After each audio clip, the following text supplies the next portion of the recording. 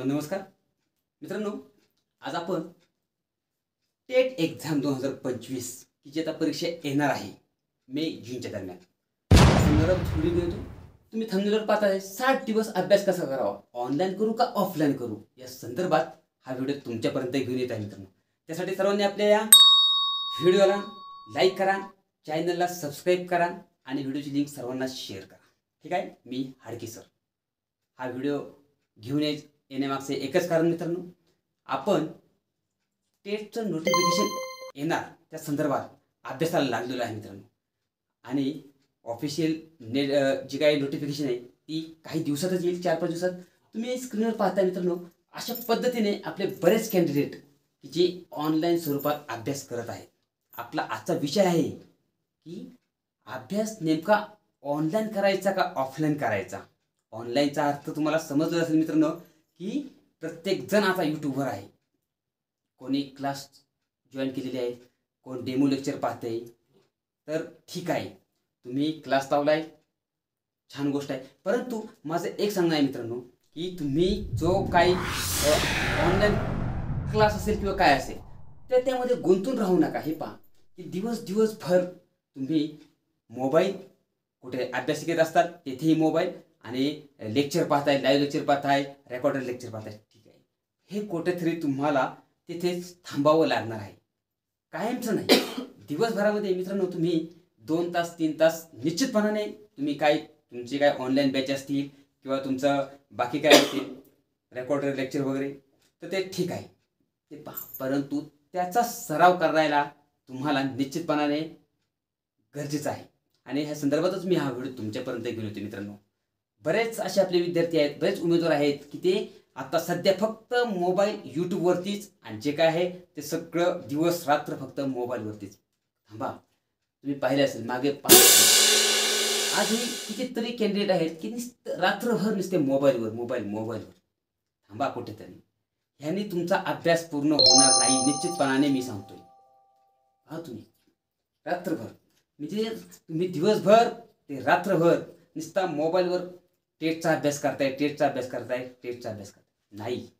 Mark पाडायचेत ना, तर तुम्हाला तुमचे जे काय तुम्ही क्लास लावला असेल किंवा तुम्ही काय ऑनलाईन स्वरूपात तुम्ही काय तुमचे बॅच असतील रेकॉर्डेड बॅचवर, ठीक आहे, निश्चितपणाने पहा, परंतु ते करता तुम्हाला त्याला काहीतरी लिमिट दिलं पाहिजे की दिवसभरामध्ये 2 तासच फक्त ऑनलाईन स्वरूपात मी काय असेल ते माझं क्लास असेल किंवा माझे कोणतेही वेगळ्या स्वरूपाचे म्हणजेच की सब्जेक्ट वाईज लेक्चर असतील, मला जो अवघड जातोय ते निश्चितपणाने पहा।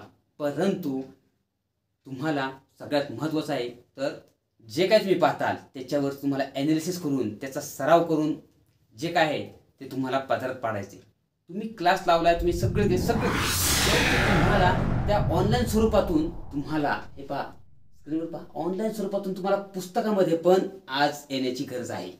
तुम्हाला सेल्फ स्टडी करायचं मित्रांनो, सेल्फ स्टडी हे तुम्ही आता विसरलेलं आहे।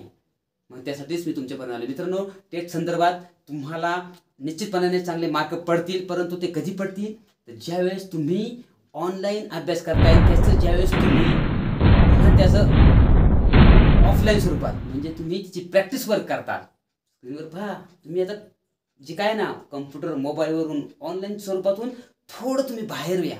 मी असं म्हणत नाही की तुम्ही पूर्णच बाहेर या, नाही, तुम्हाला त्यातून थोडं बाहेर यायला लागणार आहे आणि तुम्हाला तुमचा सेल्फ स्टडी पण करणं गरजेचं आहे मित्रांनो।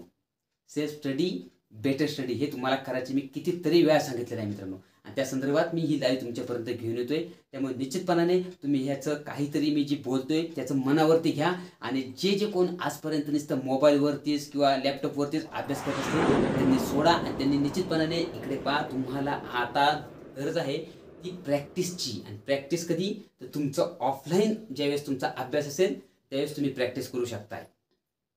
तर हे सांगायचे मला या व्हिडिओच्या माध्यमातून। तुम्ही आता कुठेतरी ऑनलाईन असेल तुम्ही करताय, निश्चितपणाने करा, परंतु त्याला तुम्ही मर्यादा ठेवा की बाबा मी दिवसभरात 3 तास किंवा 2 तास ऑनलाईन अभ्यास, ऑनलाईन स्वरूपात मी सगळं माझं जे काय आहे ते नॉलेज वाढवल। परंतु तुम्हाला जर निश्चितपणाने मार्क जर पाडायचे असतील आणि तुम्ही कोणालाही विचारा, ज्यावेळेस तुम्ही सेल्फ स्टडी ज्यावेळेस सराव करताल त्यावेळेसच तुमचा स्कोर हा निश्चितपणाने चांगला येणार आहे, मित्रांनो। बऱ्याच जणांचा मी अनुभव पण सांगतोय तुम्हाला की ज्यावेळेस तुम्ही आपण म्हणतो प्रॅक्टिस मॅन परफेक्ट, तेच तुम्हाला हे तत्व करायचे. तुम्हाला गणित बुद्धिमत्तेचा जर अभ्यास करायचा असेल तर नुसतं व्हिडिओ बघून नाही होणार मित्रांनो. तुम्हाला हे करायचंय. पहा, तुम्हाला स्मार्ट वर्क करायचंय. तुम्ही जर तुमचं जर झालं असेल, तुमचा क्लास वगैरे झाला असेल, तर तुम्हाला काय करायचंय त्याचं निश्चितपणाने स्वतः तुम्ही इम्प्रूव्ह कशा पद्धतीने करताल, तुम्हाला जमतंय का ते, त्यासाठी तुम्हाला ते प्रॅक्टिस केलं पाहिजे.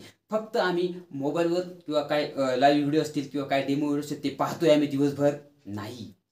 तर हेच मला या व्हिडिओच्या माध्यमातून सांगायचे मित्रांनो. तुम्ही कुठेतरी आता थोडंसं तुम्हाला थांबवा ऑनलाईन स्वरूपात, आणि तुम्ही दिवसभरामध्ये 2-3 तास जर तुम्ही ऑनलाईन अभ्यास करत आहे तर तो पुरेसा आहे. परंतु तुम्हाला आता स्वतःला काहीतरी इम्प्रूव्ह करायचे, मला काहीतरी दाखवायचे, मला टेटमध्ये निश्चितपणे मार्क भेटवायचे आहेत, मला 135, 40, 45 पर्यंत जायचे.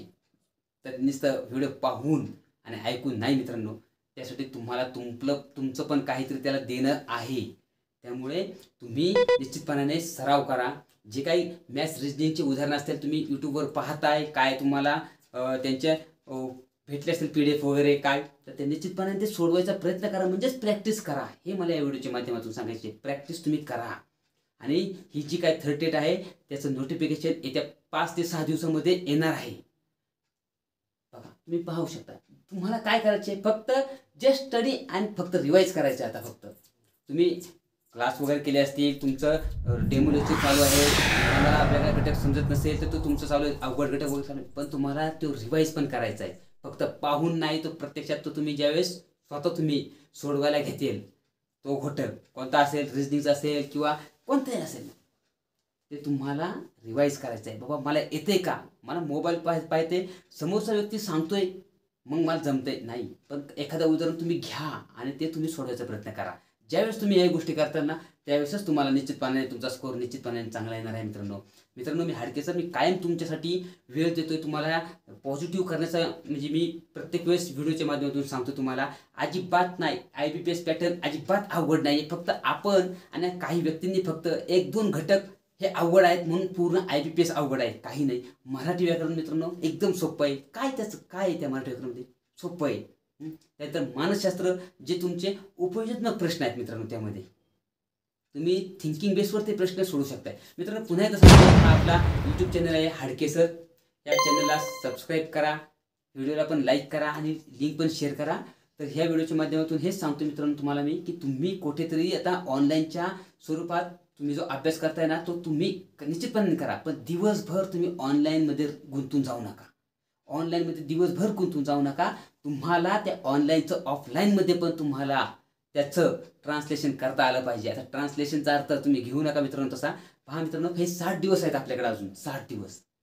60 दिवस आहेत. त्या 60 दिवसामध्ये निश्चितपणाने तुम्ही चांगला स्कोर निश्चितपणाने घेणार, ही मला खात्री आहे. कारण तुम्ही वेळोवेळी मी जेव्हापासून सांगतो तुम्हाला की थर्ड टेट होणार आहे, मग ते मे जून दरम्यान जुलै दरम्यान होईल, हे असं सांगत आलो होतो मागच्या 8-9 महिन्यापासून. आणि निश्चितपणाने आता ती टेट होणार आहे. वेबसाईटवर पण त्यांचं जे काय आहे हेडलाईन्स, त्यांची नोटिफिकेशन आलेली आहे. 5-6 दिवसामध्ये त्याची नोटिफिकेशन येईल, जाहिरात येईल. मागे व्हिडिओ बनवला आहे. सर्वांनी व्यवस्थितरित्या तुमचे डॉक्युमेंट आहेत ते डॉक्युमेंट तयार ठेवा. तुमचे बाकीचे काय असतील एज्युकेशनल किंवा शैक्षणिक व्यावसायिक डॉक्युमेंट ते ठेवा. बाकीची कागदपत्र निश्चितपणे तुम्ही ती व्यवस्थित ठेवा. आणि जे काढले नसतील तर ते काढायला द्या. काही टेन्शन घेऊ नका. निश्चितपणे तुमचा स्कोर 100% चांगला येणार आहे. फक्त तुम्ही स्वतःला आता शांत ठेवा, व्हायबल होऊ नका. एखादा घटक मित्रांनो अवघड आला, एखादा घटक अवघड आहे, उदाहरणार्थ मित्रांनो रिजनिंगमध्ये फक्त सिटिंग अरेंजमेंट किंवा जे काही मजल्यांचे प्रश्न आहेत तो घटक फक्त अवघड आहे, म्हणून पूर्ण IBPS परीक्षाच अवघड आहे असं आपण त्याचा म्हणजे ग्रह केलेला आहे किंवा आपण समजतो. काही नाही, ते विषय तो घटक आपण नंतर करू. जे सोपे आहेत ते करा ना. आपला मगाचा विषय होता मराठी झालं, त्याचा मानसशास्त्र झालं. मित्रांनो गणित पण खूप सोपं आहे, गणित खूप सोपं आहे, गणित पण काही अवघड नाही. इंग्रजीचं थोडेसे तुम्ही कॉन्क्लुजन बेसवर तुम्ही प्रश्न सोडवा, व्होकॅब्युलरी करा किंवा समानार्थी शब्द पाठ करा, ते तुमचे होऊन जातील. त्यानंतर जनरल नॉलेज एवढं अवघड आहे का मित्रांनो, अजिबात नाही. MPSC लेवलचं तर जनरल नॉलेज अजिबात नाही. त्यामुळं हे काय करायचे तुम्हाला, आता मला सांगा मित्रांनो, तुम्ही जे काय आपले जनरल नॉलेजची पुस्तकं आहेत त्यामध्ये तुम्ही तात्या ठोकळा वाचताल किंवा कोणती, आता बरीच पुस्तकं आहेत, मग ते ऑनलाईनच्या स्वरूपात तुम्ही तो अभ्यास करण्यापेक्षा तो ऑफलाईनच्या स्वरूपात करा.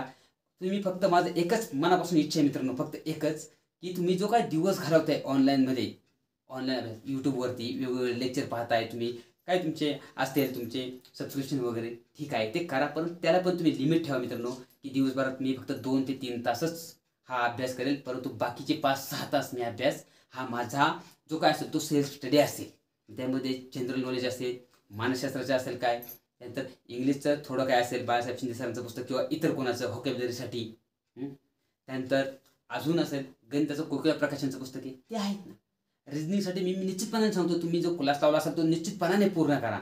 माझं सगळ्यांना सांगणं आहे, ज्यांनी हा व्हिडिओ पाहताय, तुम्ही जर कोणतं सबस्क्रिप्शन घेतलं असेल, कोणता जर डेमो लेक्चर पाहत असताल किंवा कोणता क्लास तुम्ही जॉईन केला असेल, निश्चितपणाने तो क्लास परिपूर्ण रीतीने पहा. परंतु ते पाहिल्यानंतर जे काय पाहणार आहे ते तुम्ही उदाहरणं असतील कोणतीही, ते निश्चितपणाने तुम्ही त्याची प्रॅक्टिस करा. हे तेवढं इथंच खरं आहे.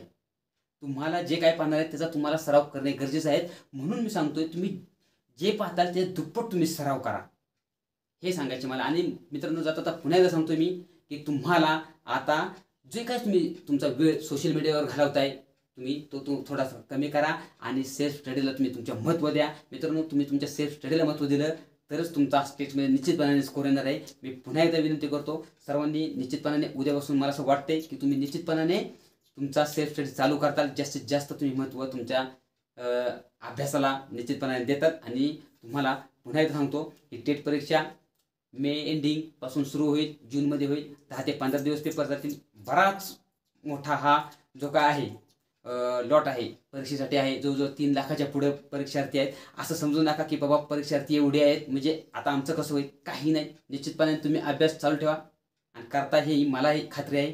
आणि निश्चितपणे जो अभ्यास करेल त्याला निश्चितपणानेच मार्क भेटणार. फक्त एक सांगणं आहे पुन्हा एकदा जाता तसा, सेल्फ स्टडीला तुम्ही महत्त्व द्या, बाकी काही नाही.